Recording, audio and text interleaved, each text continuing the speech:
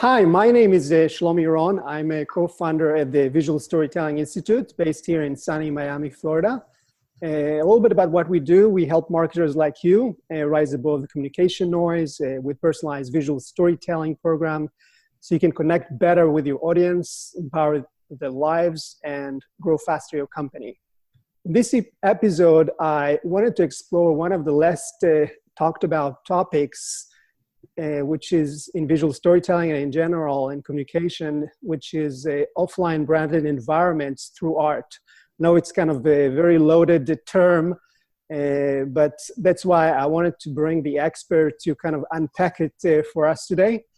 But in general, what I'm talking about is really those visual narratives you most likely have seen when you visit a major corporate office like Google of the world.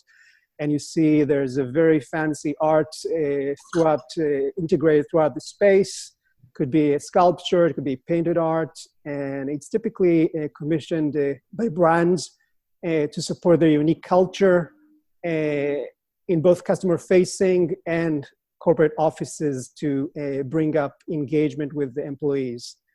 So to tell us a little bit more about this fascinating space of branded environments and the role of art in it, I invited, I'm super excited actually to have on our show, Abbey Melsheimer and Gustavo Tonelli, owners of Chili Pop, a branded environments design company that's based here in Miami, but is also active around the world. So welcome to the show, Abbey and Gustavo. Thank you for having us, Shlomi. Thank you so much. And thank you for throwing the label experts at us. I didn't go unnoticed. No, that's, yeah, I've been really following your trajectory, since, the first day I met Abbey. I think it was a social media week in one of I think it was the Miami Ad School, and then from then on we kept in touch. And she, told me about the work that you guys are doing, and then we started kind of collaborating a little bit, and that's where I really got to know more about this fascinating space that you're working at. So for our viewers and our listeners, maybe you can tell us a little bit about your backstory, how you got started in this space, because not a lot of people know what is the journey it takes. Sure. I don't know that it's a very straightforward journey, so I may not advise anyone to go this route. Yep. But it definitely lines itself up. So I studied interior architecture and worked doing corporate interiors for quite a while. In New York and around the world for global brands. And in doing so, I realized that there is an opportunity and there is a space that already exists. I didn't create this for branded environments. And, in working from a corporate interiors perspective with clients, you run into a lot of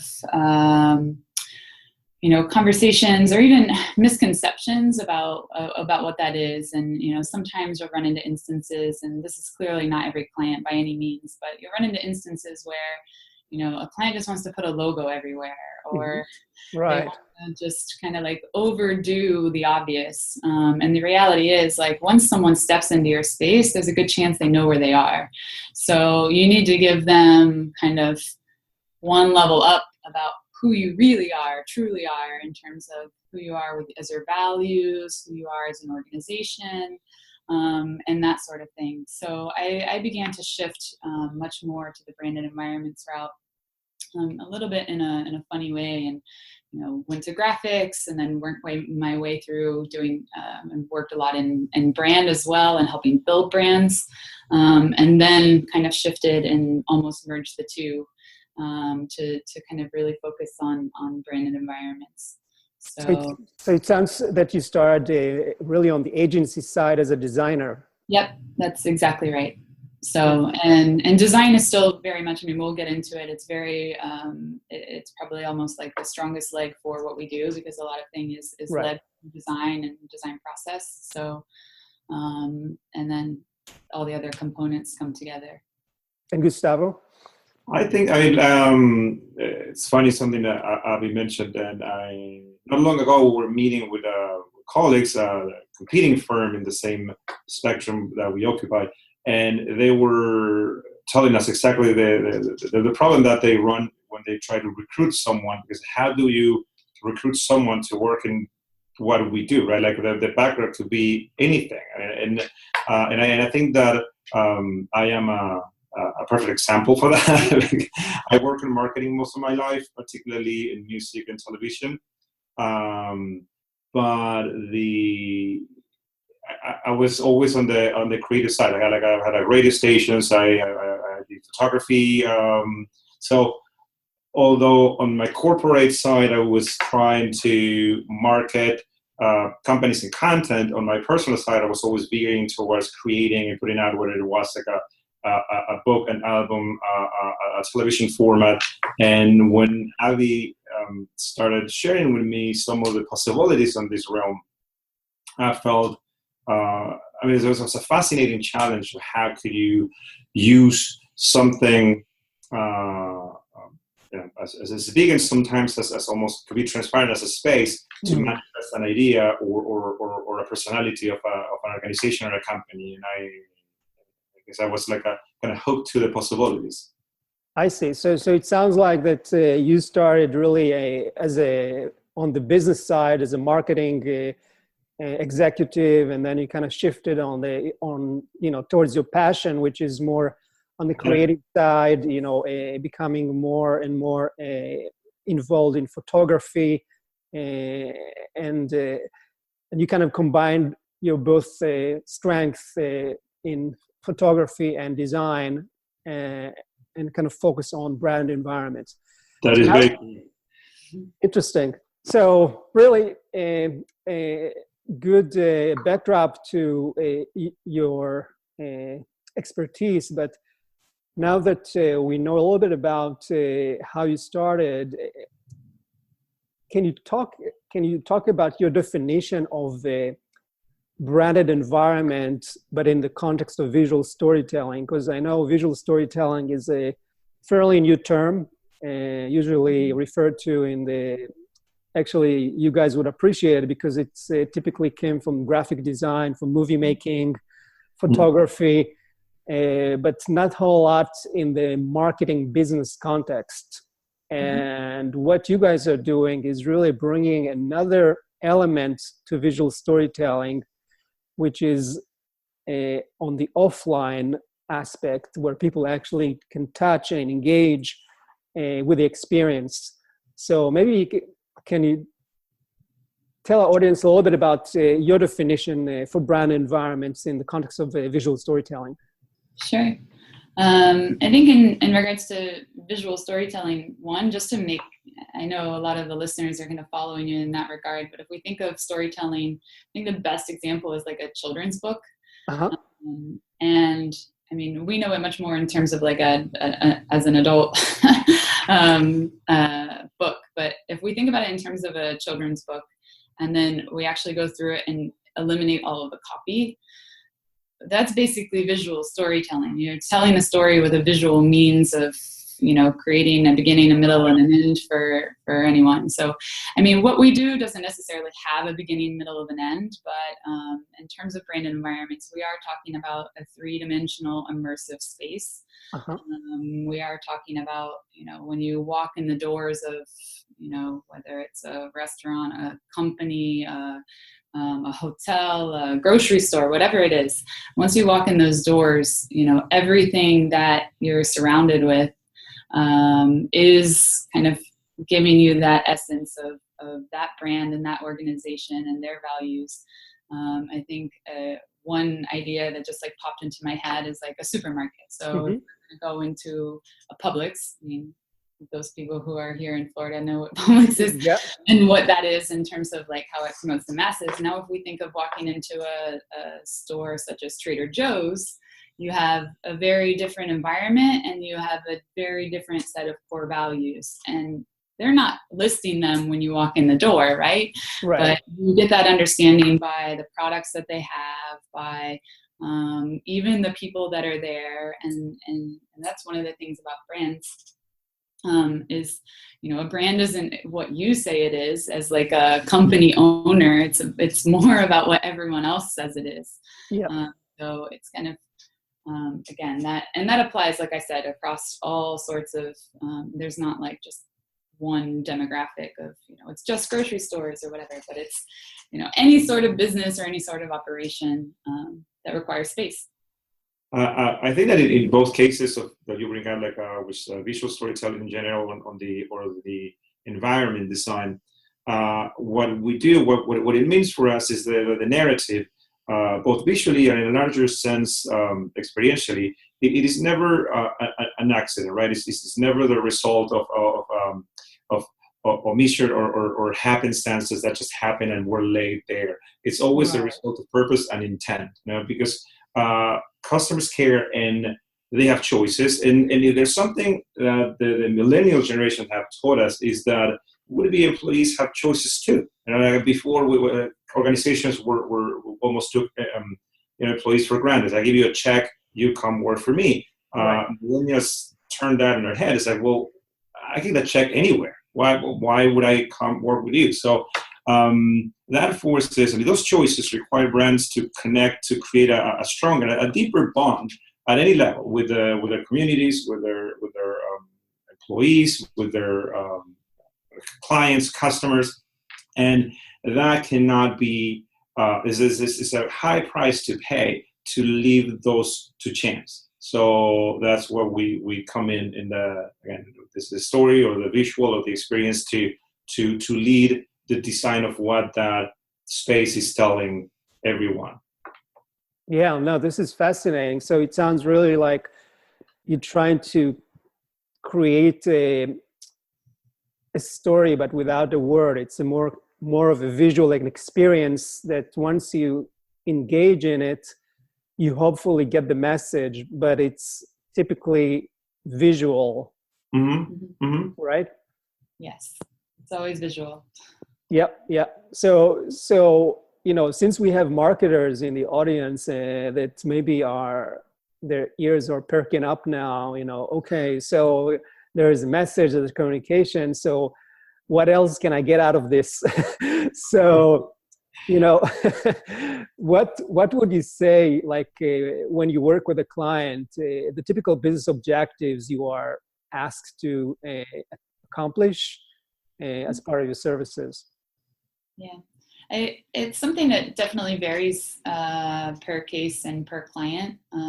But a few examples would be what we talked about just a moment ago in terms of brand. So communicating kind of that brand identity, but their core set of values, who they are as an organization. So that's probably the most common.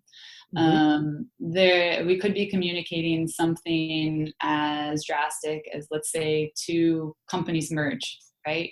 And how that merger could create a sense of discomfort, anxiety, kind of this unknowing within their staff and within the corporation. And it could be a means of creating something around that, whether it is strictly a means of communication or whether it begins to engage the staff as well. That could be something that is another example. Something else would be like speaking in terms of Google. So, you know, you want to create, some of this goes back to values as well as a brand, but you want to create something that is what Gustavo touched on as well, that's pulling employees, right? You're attracting employees and you're retaining employees. So, you know, might want to create an environment that is fun and collaborative and open, transparency. You know, it really depends per company and within the organization. And then, I don't know, one other thing that I think, you want to talk about the last one? No. Oh, okay.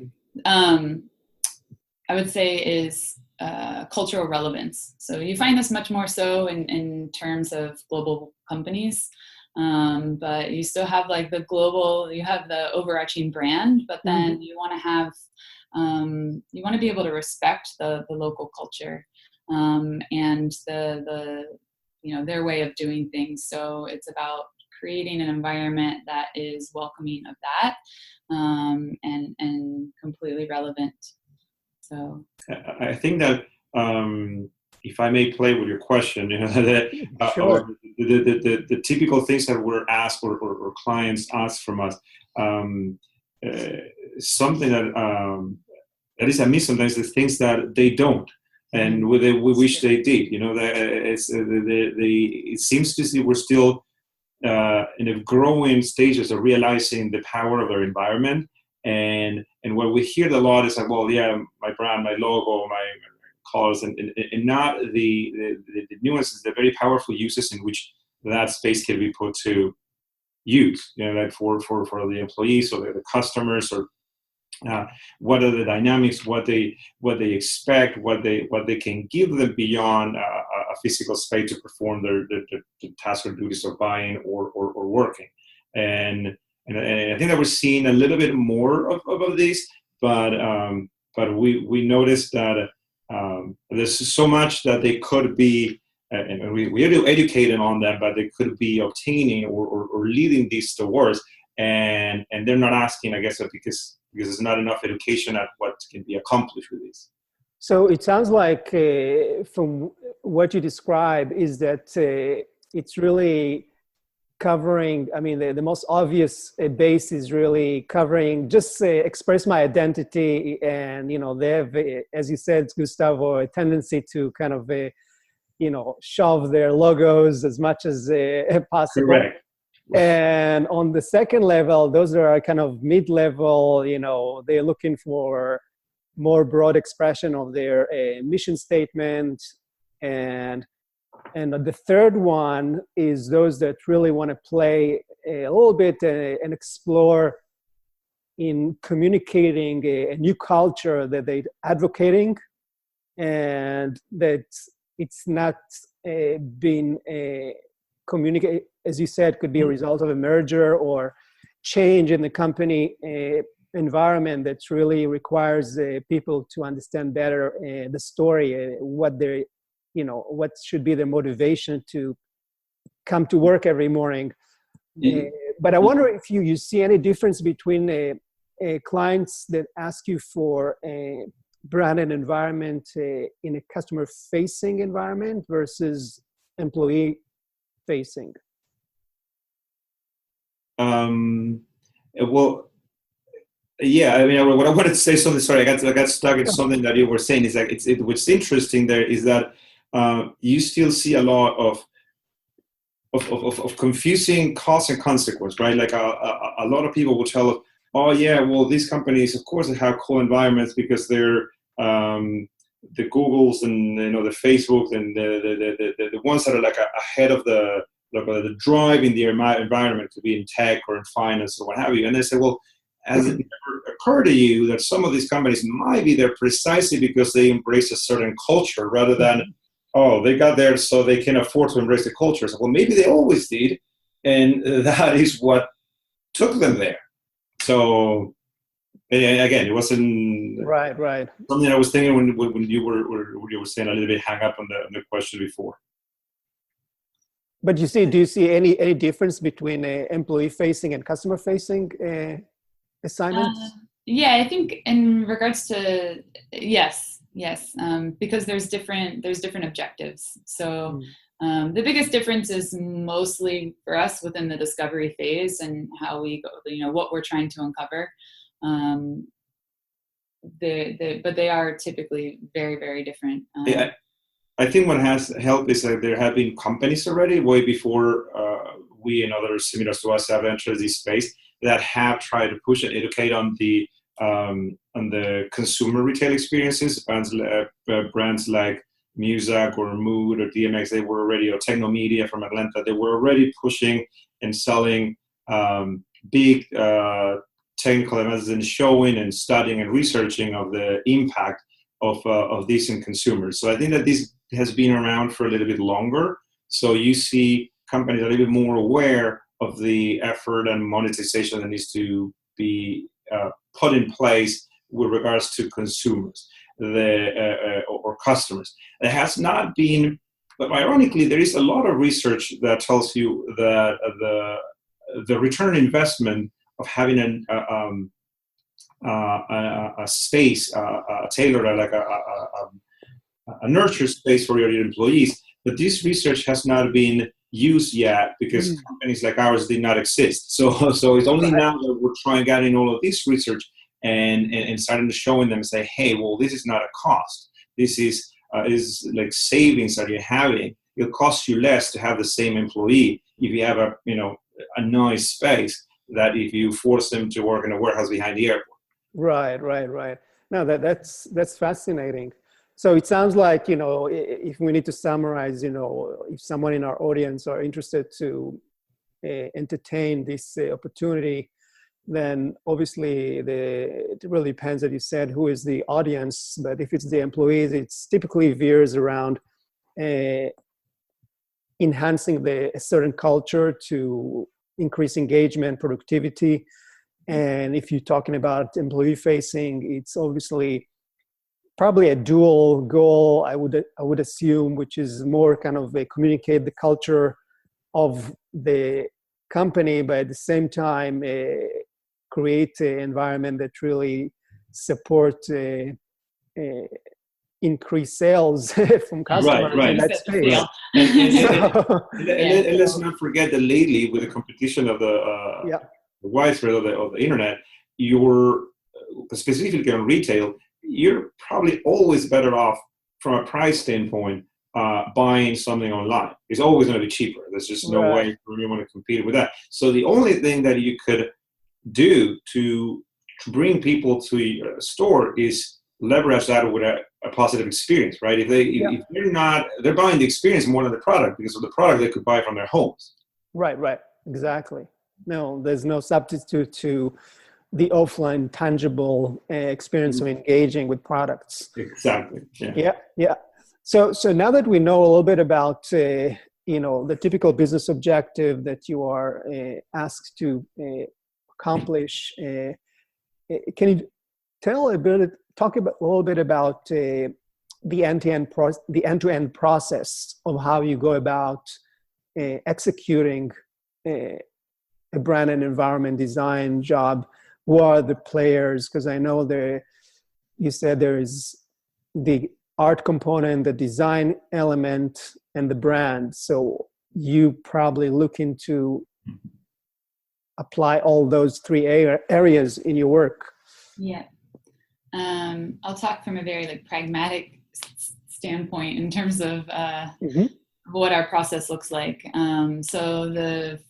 If we divide it into kind of 3 steps, the first step would be the discovery process. So that's getting to know, the company, the organization, understanding their brand, their values, and kind of understanding the budget, the project scope. So getting all of that stuff kind of under our belt so that we can really begin to kind of start the design process.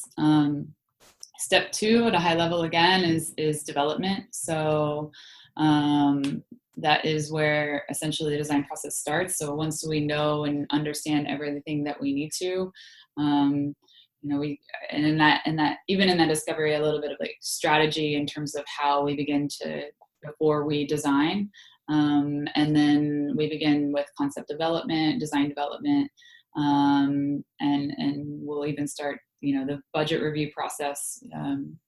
The reality is we're always working within that sort of scope in terms of what we do.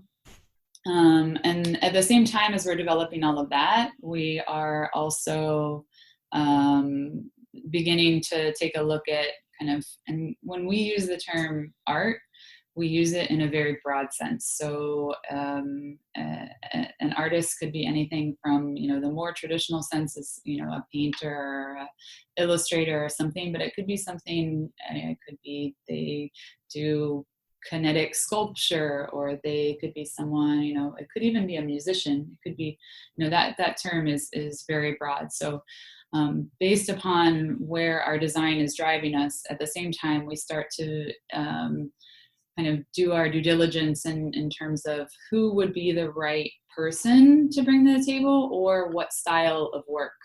And from there, that's where we'll start to kind of vet those different options before we really narrow down onto, say, kind of one person. And then the third would be delivery. So that's actual like implementation of the project itself. So the actual installation, where we'll oversee all of the logistics, project management, final installation.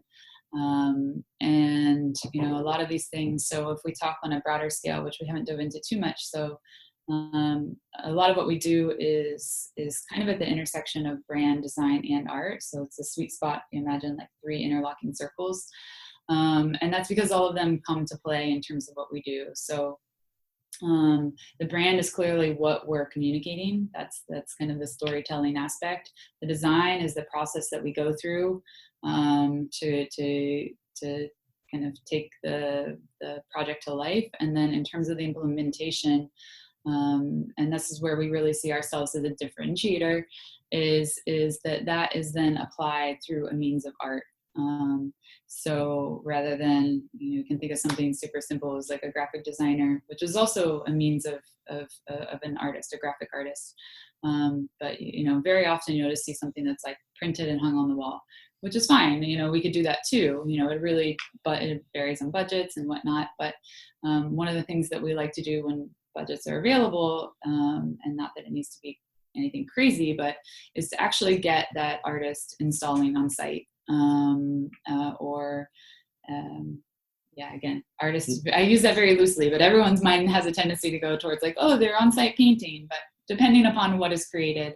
And on this point on the art, you also mentioned that you work with local artists, that part of what you do is really to bring up local artists that's coming from the community. So they're actually adding another layer of expression that is aligned with the company and their location.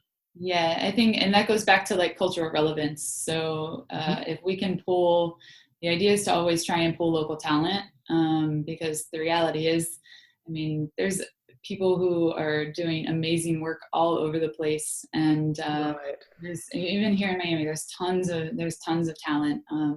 Wynwood is a great example, but let's be honest, outside of muralists, there's tons of other people that are doing amazing things. So it's really showcasing that talent and giving them a place to shine, and bringing more opportunities to the table for more people. I think that we're very firm believers and supporters on the power of communities. Mm-hmm. Perhaps because of the chance we met, we started working in Bedford, in Williamsburg, New York, when all of that area was up and coming and booming, and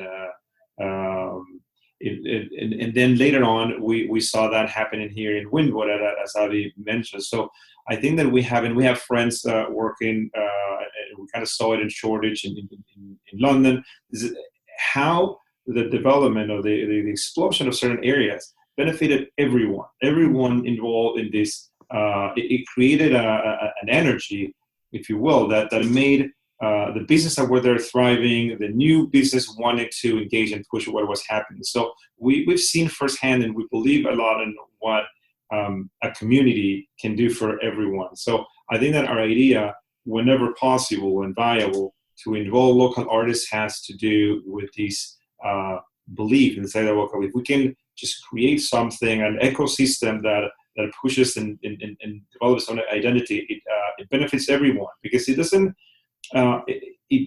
eat away at your own personality. The companies and organizations operating in these enclaves are still very unique to themselves, but the being in a thriving community has undoubtedly helped all of that. Absolutely. And I'm kind of wondering, how do you, or are you coming across this tension between, when you are working with local artists and, the demands of the brand? So how do you reconcile, the pure art that the local artist would like to express with the demand of the client that sometimes want to shove their logo everywhere? And I would start by saying, I think that's what the design process is so important. Because it's through that process we kind of start to tailor into something a little bit more specific. And the reality is that in terms of like a final, at that point it's still a draft piece, because then the artist then takes that and interprets. But also when we're speaking with the artist in terms of their involvement or whatnot, we are very transparent in terms of what we're doing, and they have to be on board. This isn't about showcasing, like, yes, we probably pulled them to the table for their style that they do and what they can also bring to the table. So but I think it's a nice working relationship. And you might have an instance where an artist says, I'm not interested. Yeah. And that's fine. Like like we said, there's plenty of talent out there, and there's plenty of people who are willing and wanting to kind of get more involved, especially in this corporate space or and working with brands, because at the end of the day they can pay. So I do think that that we are in the midst of a process right now, and it is like a multi-generational process. I mean, if we go back to the 80s or 70s, there was a very clear line that you would not cross. If you were an artist, you did not do commercial anything. It meant that you sold out. And it was very, no, I'm an artist, I'm not going to do. And now you're seeing kids that are like a super successful artist that want to work with Puma or Converse, design their shoes. And there's no shame anymore. It's like, oh, wow, because I have at the same time. So I think that we're seeing that to be more of like a merged thing, where art and commerce are not necessarily antithetical, and they could just work together. But what you mentioned about artists, it also happens, and I think that you mentioned that, like, with companies too. Some companies are so still old school about, oh, my brand is my logo, so I just want someone to paint it, and that's hurtful to the artist too, because then it's zero in interest for for them to do that. So we have both. We have artists that are old school and they don't want to do anything that perceived as commercial, and we have companies that don't want to embrace this new field. I think that we have sometimes we have to teach companies that that names, signs, symbols, those are not your brand. Those are visual metaphors that we use to communicate what your brand is about, but they're not it. Yeah. No, I think what you're saying, Gustavo, is very interesting, because I think, and I'm guessing, that part of the openness from artists' perspective to participate in such projects, especially in the young generation, as you said, probably has to do with what we're seeing today with those mega influencers on Instagram, for example, that are, or YouTube, that created something so unique that's garnered millions of viewers and followers, and the brands are commissioning them to basically be kind of their spokesperson, obviously declaring this to their audience, so it's not done undercover, but right. Yeah. So it's a new breed, I think, of grassroots mega influencers that I always like to say that basically when you look at the evolution of the internet, it's probably like 10 years have passed since the introduction of YouTube, or all the social media, and people had enough airtime to train on the trade, and all the mega influencer just surfaced to the top. And that's where because of our fragmented communication landscape, brands started to pay attention to those people and maybe reach them because of their authenticity and their storytelling that they were able to produce. So I guess that's part of the sentiment that I'm hearing from your description of young people that's entering the space. Exactly. I mean, the thing that maybe you do bring a point that it's not the brands or the artists that drove this merge forward. It was more the users and the public in general. They started losing the distinction between the two, right? It's like, well, I like this, I believe this, but it's my shoe or a thing that I hang in my wall. They're not. What is it? The intrinsic difference to me? There's none. There's two things that represent me and convey something that I believe of myself. Exactly. Yep. Yeah. Great. And one thing I'm kind of wondering, since you've been operating in this space for a while now, any failures or things that you've learned along the way that people that are looking to be involved should watch for? Like major mistakes? I would say that more, rather than, I don't know if there's been a specific failures. I think that in a larger sense, there's been a failure to bridge a certain cultural divide. You know, it seems that there are certain companies or organizations which they don't share or don't seem to have this value themselves.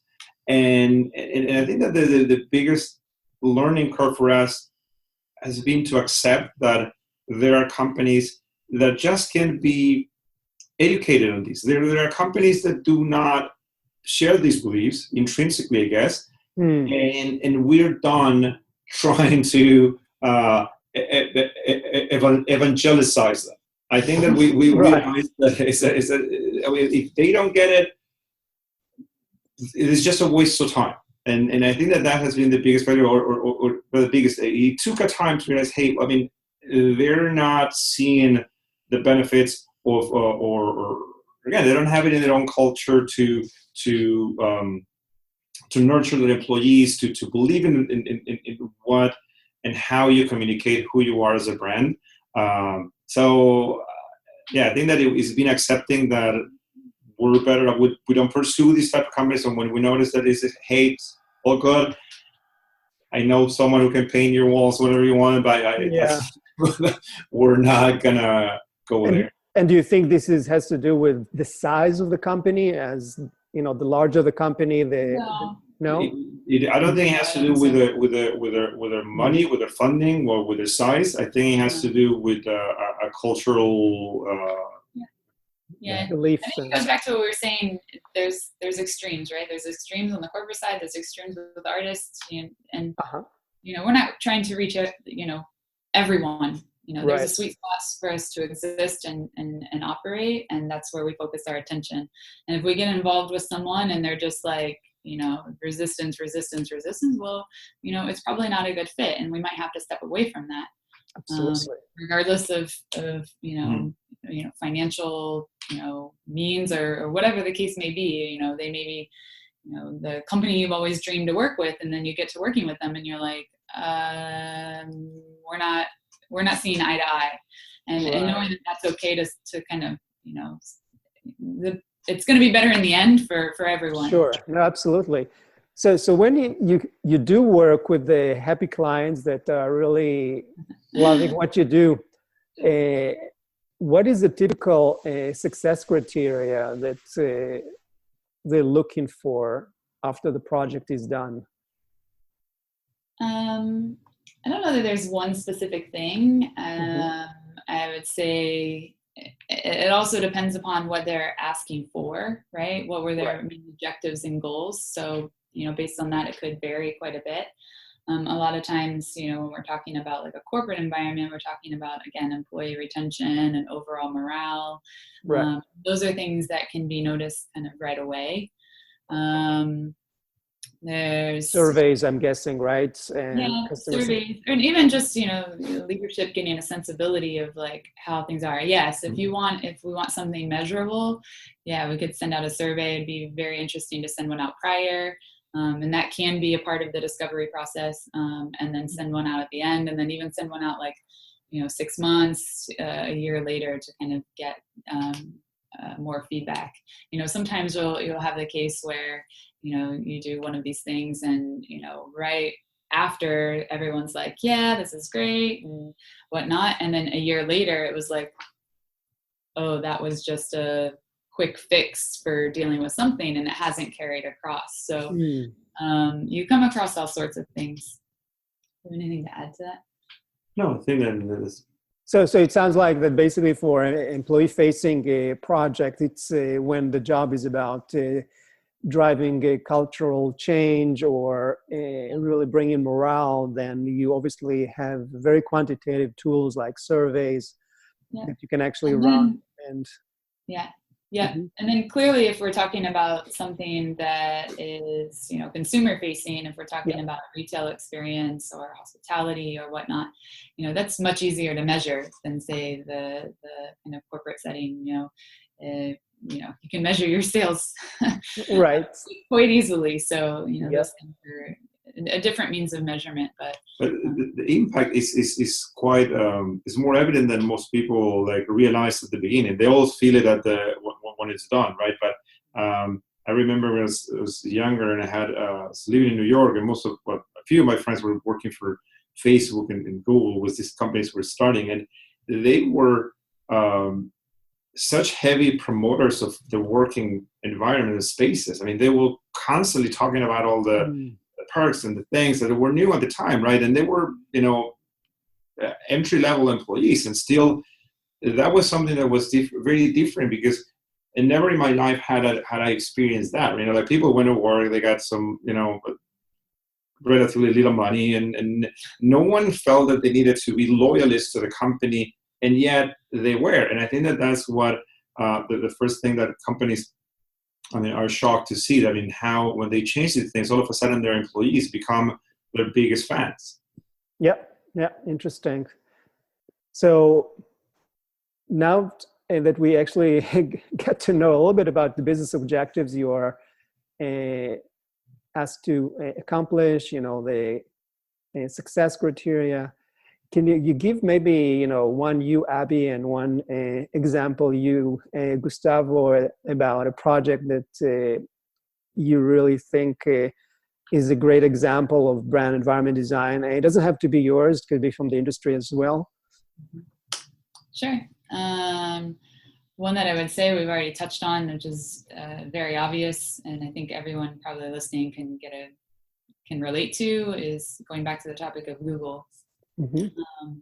There's someone who puts a lot of effort into every office that they create. Again, every office is different. Every office has a cultural flair, and they have, outside of, if we talk about the experience on a more holistic terms and not just the physical experience, some of the things Gustavo was touching on, there's free food. So they have various cafes and kitchens where all the food within them is free. Things like massage rooms that employees can book. There's a whole, certain offices have like whole wellness centers with gyms. And so again, they're creating a very specific type of culture.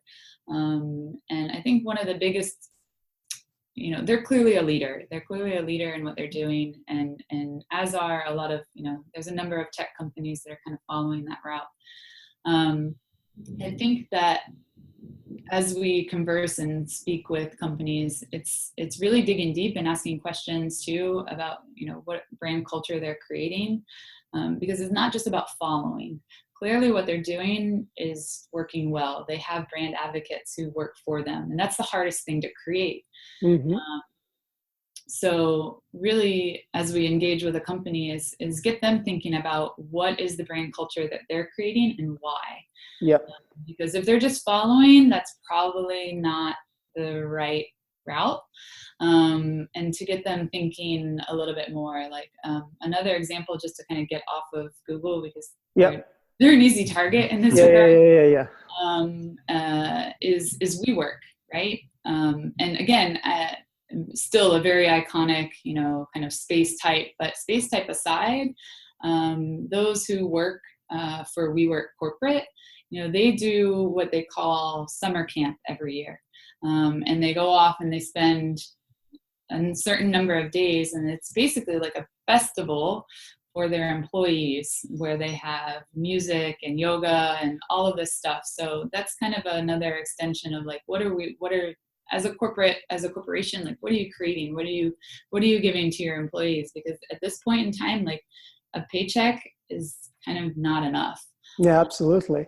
Yeah, I really like what you said about branded culture, because I know culture is a very loaded term, and I just heard, a nice definition that Seth Godin provided, that culture, in a very simplest term, is really the story that people are telling themselves in a certain location. Mm-hmm. And it has to be more than a survival, washing your face every morning. It has to be more about, customs, norms, and hopefully, I guess, from the work that you guys are doing, you're trying to communicate non-verbally a visual story that you hope that the employees or the customer will tell themselves and tell others. Mm-hmm. Because it's got to work both ways. You got to motivate themselves and also make them proud, tell it elsewhere. Yeah, we want that culture to come through in that experience, whatever that experience is. There's another example that I'd like to touch upon, because it's local. And it was so ahead of its time. In the early 90s, the Cisneros Television Group opened their offices here. Mm-hmm. And they were the first one. They engaged a company, an architectural firm, to design the space that specialized in art galleries and museums. They didn't do offices; they did museums. And they created one of the first, at least here, open spaces with all new materials of the time, things that you would have not seen incorporate, right. Glass and concrete and new fabrics and textures. And the morale of this is that they were able, a small company as they were, to recruit executives from Viacom, HBO, giants at the time, mm-hmm. based solely on the hype that their offices created. That's just amazing. So that there you go, the power of having of what your space says about you, right? Because that's what we face all the time. It's like, you can paint your colors everywhere and you put your logos on every wall, and what does that say about your brand? That you're boring and repetitive and yeah, exactly. That's your message. Yeah. No, absolutely. Yeah. Very cool. So I really want to wrap up and basically kind of finish our conversation with maybe if you can give our listeners, our viewers, maybe your top 3 tips of how they should what they should pay attention to when they think of getting started in brand environment design, both as I would say for marketers that would like to commission a project like this. Mm-hmm. Mm-hmm. I think number 1 is be open-minded. That's one of the most important. Yep. It's not rocket science either. Yeah. But come to it not with an answer, because a lot of times feel like they have to come to the table with something. Right. But come with an open mind and be willing and to go through that discovery process, because that's where we kind of dig through all the stuff. Sure. And the same thing. They might have come in with a specific idea of what we're going to create. And the reality is we may come up with something completely and utterly different. So yeah, just being open-minded and not having preconceived thoughts about what things should be or how they should go or whatnot. I think that another important point to me is realize the enormous power that lays in what the space that you're providing to your customers or employees says about you. It's not just a second thought. What you need a desk anyway? Yeah, well, you do, but you're leaving on the table a lot of return for that money. If you do that right, you can save on marketing money. You can save on your employee costs by having a meaningful proposal space that is exciting and vibrant. Because if not, you have to spend a lot of money to convey the same message that your space could have conveyed from the beginning. Right. So Absolutely. Be open-minded and really pay more attention about the space you are trying to work with, because sometimes the space is, the main character in your story. Right. I mean, you're paying good marketing money to tell your customers how different you are and how unique, and then they go to your office and it's the same as any other place. Like, well, which message do you think speaks the loudest? Yeah. Absolutely. And at the end of the day, the people who work there aren't going to be brand ambassadors. They're not going to be like promoting that message, because the message that they live in is completely different than the one that they're pitching to their customers. So it's kind of like balancing all of that stuff out. Absolutely. No, this is fantastic. So I think I think we could have chatted for hours on this subject because it's exciting. But for our audience that would like to learn more, how they can contact you? Sure. Easiest thing would be go to our website. It's chilipop.co. And we have a contact form there. You can also email either of us, Abbey with an EY at chilipop.co, or Gustavo at chilipop.co. Yeah, that's co without an M. Like people tend to automatically type that M at the end, and it's like, I couldn't find you guys. Absolutely. All right. Thank you so much, Abbey and Gustavo. It's been such an amazing time having this chat with you today. And for our audience, we hope to see you again in our next show. Stay tuned. Thank you. Thanks. Bye-bye. Bye. Visual Storytelling Today is recorded in Miami, Florida. The show is published exclusively by Visual Storytelling Institute. Learn more at visualstorytell.com. You can subscribe to this podcast on the iTunes Store. Until next time, don't let your big story wait to be told.